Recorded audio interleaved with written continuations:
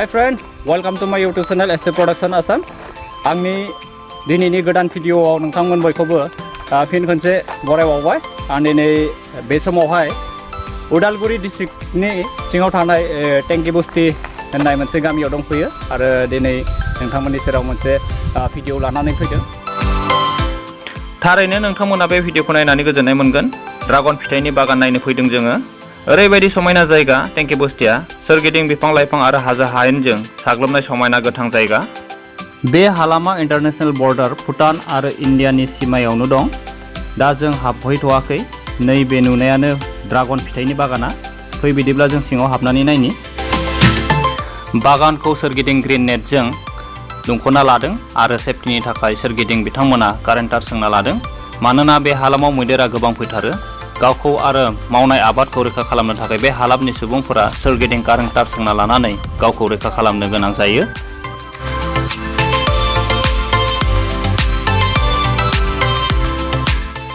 गोबां समाव बिथांमोना मैदेरजों मोगा-मोगि जाबोनो गोनां जादों। गोबाङानो बायदि बायदि बिथिङाव खहा खालामजाबोगासिनो दङ। आबादजों लोगोसे जिउबो खहा खालामजाबोदों बिथांमोना। बेखायनो बे हालामनि मानसिफोरा बिदि बिल्डिं एबा टंसि लुनानै थानो गोनां जायो। जियानो जा, आं दा बे समावहाय सिङाव सफैबाय। फारि फारि हानायखिनिखौ दिन्थिलांनो नाजागोन। स' गाइस, भिडिअखौ जोबजासिम नायलांबाय थादो।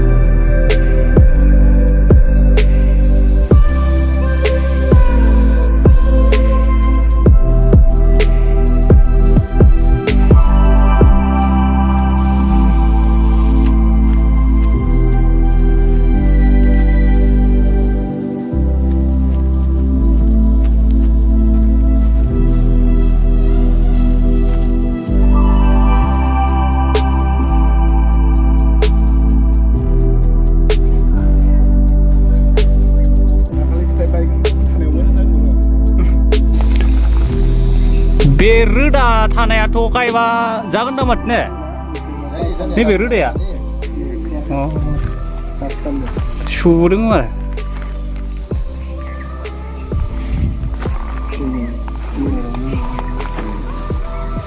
नैबे जाजानायाव लासै खैदिन नांबावगोन आदा? नैबे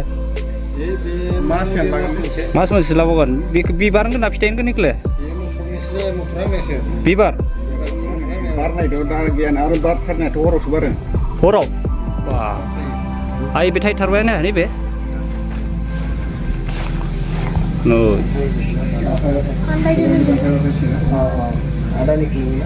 नैबे ना गोजा जायो नामा फिथाइया?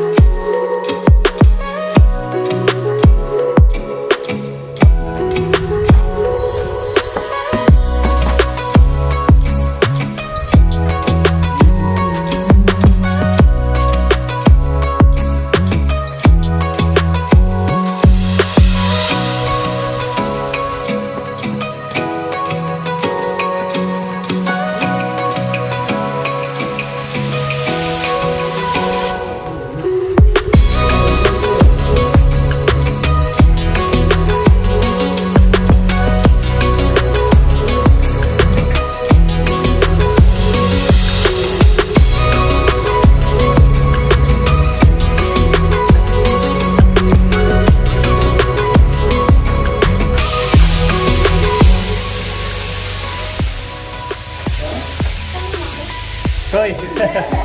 Đây. Đó đây. Thì mình thấy गोजाननिफ्राय नायनो बिराद मोजां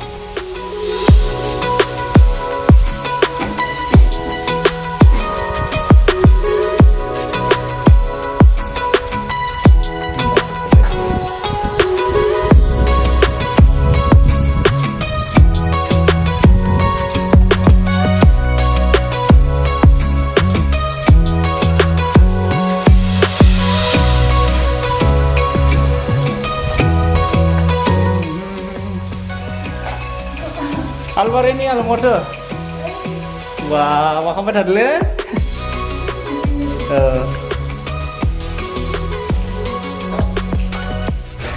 Nih, bitangan जाहैबाय माने नैबे बागाननि बिगोमा दा संगासिनो दङ आदाया बेथिं लायबावनो र' नायनो हागोन दा ओमफ्राय थानाया बेयावनो थायो नामा आदाला ओमफ्राय सायावलाय मा दोङो खालि मानसि थांहोयो सायाव गाखोना नायनो र' ओमफ्राय नायबानो जाबाय लामाया माथि दोङो लामाया माथिनो टप फ्ल'राव थांगासिनो दङ एकदम हा सिंनि थाखाय माने बिल्डिं बनायना लानो गोनां जायो माने बे टेंकिबस्तियाव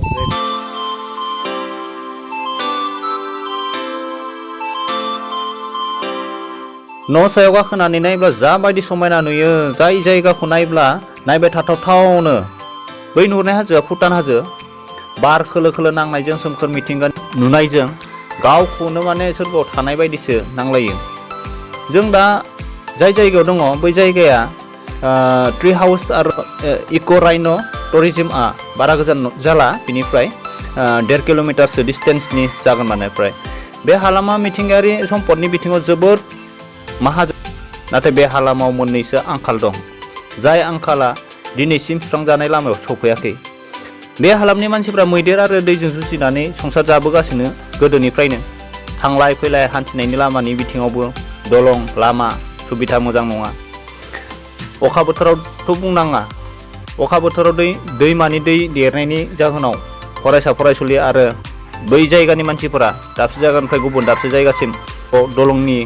असुबिदानि थाखाय थांलाय फैलाय खालामनो हाया दुगैनो थाखाय आरो लोंग्रा दैनि थाखाय बिथांमोना प्राय 2 किल'मिटारसो गोजानाव हाजो सिङाव हाबनानै दै लायनो बा दुगैहैनो गोनां जायो मोनाबिलि जानाय समाव लोगो लोगो आरो मैदेरनि मोगा मोगि जानो गोनां जायो बिब्दिनो गोबां जारलायाव थानानैब्लाबो बे हालामनि सुबुंफोरा रायजो जाबोगासिनो दं माने गोदोनिफ्राय सोरखारनिफ्राय जाबायदि सुबिदा सफैनांगौमोन बिब्दि सुबिदाफोरा सफैजोबा आं बेखौ बुंनो थाङा जे सोरखारा जेबो खामानि मावाखै नाथाय मानो जेबो सुबिदा खालामना होफैयाखै दासिमबो बेखौसो आं बुजिनो हायाखैसै आंनिफ्राय बेखौनो हास्थायो जाय सोरखारानो थाया मानो बे हालामनि जेंनाखौ थाबैनो सुस्रांना होफैयोब्ला मोजां जायो खुलुमबाय नोंथांमोन बयखौबो आंनि एसटि प्रडाक्शन आसाम इउटुब चेनेलसिम बयखौबो गोसो गोथारै बरायबाय लोगोसे बिथां आदाखौबो आंनि नैबे एसटि प्रडाक्शन इउटुब चेनेलाव बिथांखौ गोसो गोथारै बरायबाय स्टार्टिं दायो 1 कुइन्टेलसो फानबाय 1 कुइन्टेलसो लकेलावनो बेबो जाना नायनो लायो ओरैनो बेसेबांसो प्राइसआव आं बे 300 250 बिदि फानदो ओरैनो बिनि प्राइसआ 500 निफ्राय 400 बिदि दङ आरो आदाया 2021 निफ्राय दिनै 2022 बोसोरसेनि गेजेराव आदाया खैबारसो माने प्रडाक्टखौ दासिम आं स्टार्टिं नालाय माने जास्ट माने लकेलावनो जोबो आरो बुस्थुआ माने दासिम जास्ट स्टार्टिं कुइन्टेलसे बिदिसो जाबाय आरो बिनि प्राइसखौ ओरैनो बाहेराव माने 500 400 होननानै पार किल' आङो दायो माने लकेल आरो जाफेरि मानसि माने आंनि माबा खालामनो थाखाय दासो माने 250 300 बिदि खमावनो लकेल प्राइस होगासिनो माने फिसा फुलि खमाव जों माने एम्फौखौ बासायनो थाखाय सारनांगौमोन आरो साप्लायाव जेन'का आदोर लायो बे बिदिथ' नंद्राया दां बिनि खामानिया साप्लायनाया माने जत्न'ल' बारा माने दाम मोजां मोना आरो एनि टाइम बेयाव लेबार नांबाय थायो नामा नियाव सासेखौ खम नाङो आरो माने साप्लायनाय बायदि बुरजा नाङा आरो जेनेबा मा खामानिया सोलिबाय थायो रेगुलार हिसाबै हाग्रा साफा खालामनाय ओमफ्राय बे दंफाङा गोलैदोबा थिखांनानै होनाय ओमफ्राय मानलानाया मानलानाया ओरैनो बिलाइयाव नैबे मोनथाम माबा थायोना एरि मोनथाम आरो सुदोङो नै बेनिफ्राय आरो रोदाबो जाबावो रोदा बे माने बेयावनो थाखाय दा नैयाव दानस'नानै गायबा जागोन ना जायोब्ला जागोन ना एसे गोरा जानांगौ ओरैनो फुलिखौ बेसेबां लागोन ना दा उनाव जुदि बनायबायबा जेनेबा हायद्राबादनिबो लाबोनायाव जोंहा 140 थाखा गोलैदों फांसेयाव थुख्रासेयाव बेखौ जोङो दा 70-80 लकेलाव आरो जाहाथे माने गोदान माबाया मोजां माने एसे खम फैसायाव माने खेथि खालामनो हायो डेभेलप जायो दा जेनेबा जायनो नांगौ बे अर्डार खालामबानो मोनसे माने टाइम लानानै एग्रिमेन्ट खालामबानो एडभान्सफोर होबानो बेसेबां नांगौ बेसेबां मा नांगौ आरो जोंहा गोदान हिसाबै दा बारा दानस'नोबो हाया बेखौ ओमफ्राय आदानि कन्टेक्ट नाम्बारखौ बुंना होनो हागौमोन नामा हागोन 7009294839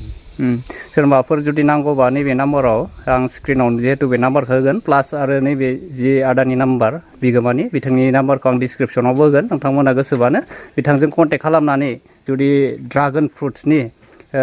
बिधान नांगौबा बिथाङा दा जों कन्टेक्ट खालामनानै लानो हागोन आरो दाम दरखौ बिथांजोंनो रायलायनो हागोन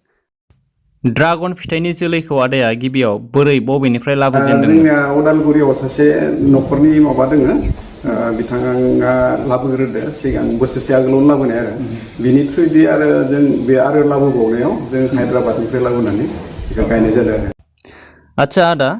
बे ड्रागन फ्रुट्सआवबो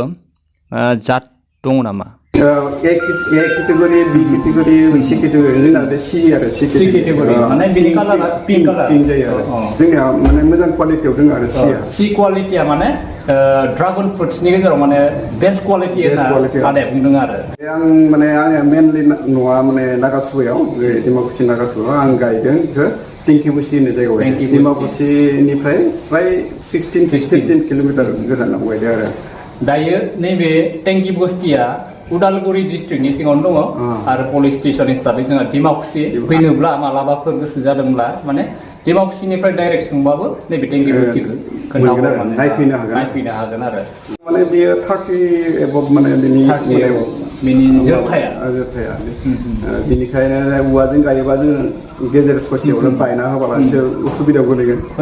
फोनगोन आरो बेनिखायनो जों पाक्कानि बानायखानाय जादों बेखौ बहुद कस्टलि आरो बेखौ मावनाया बेनिखायनो आं फार्स्ट टाइम माने 1.5 बिगा गायदों 1.5 बिगानिफ्राय देग्लाय आरो बिगासे बारायदों 2.5 बिगा जाबाय आरो 2.5 बिगा दङ आरो फिथाइ मोननाया 1.5 बिगा दङ आरो दा बैथिं जिहेतु दङ बेयो बिगासे माने हेरियाव होदो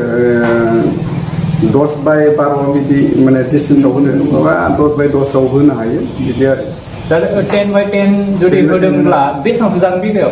बिगायाव माने 10/10 होयोब्ला बिगासेयाव ओरै 1000 एसे खम जायो आरो 1000नि एसे खम जागोन एसे खम दाथ' बे पस्ट मोनसेयावथ' फांसेल' गायाखै खैदालसो होदों फांब्रै गायनो हायोना बेनिफ्राय फुलि बानायनो हायोना फुलि बानायनो हायो एसे माने बारा जायोब्ला नों एसे हानानै बेखौ फुलि बानायलांनो हायो सोरबाफोर गोसो गुदुं मानसि दंबा आं हरनो हायो आरो फुलि होनो हागोन होनो हागोन जों लाबोनायाथ' पिस सिस्टेमै माने जोंहा 140 गोलैदोंमोन जों फ्लाइटआव लाबोनाय मानाय केरिं खरसा गोलैदों दानि जों लकेलाव जुदि सोरबाफोर गायनो नागिरोबा एसे खमाव मोनगोन आरो जोंनि दारानो माने खमाव मोनगोन आरो बेयाव माने सुबिदा जाहैगोन गैयामोन नालाय जों गोजानाव लाबोनांबाय गोजाननिफ्राय लाबोनांबाय